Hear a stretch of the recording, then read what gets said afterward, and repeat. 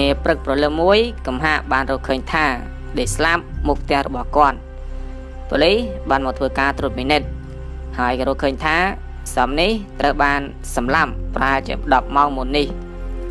ប៉ូលីសក៏សួរសំណួរទៅជនសង្ស័យ4នាក់បូរិនខ្ញុំបាន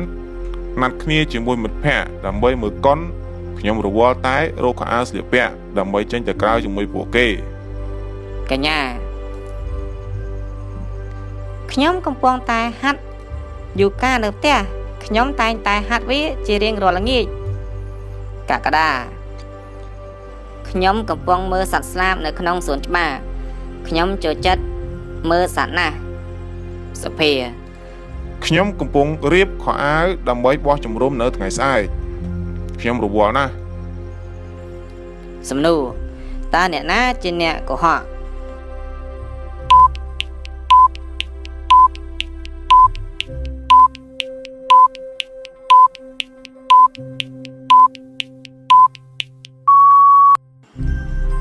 ចម្លើយគឺកក្កដាដោយសពត្រូវបានសម្លាប់នៅប្រហែល10ម៉ោងមុនដូចនេះវាកើតឡើងប្រហែលជាម៉ោង6ល្ងាចពុំមានសត្វស្លាបនៅពេលល្ងាចដូចនោះទេ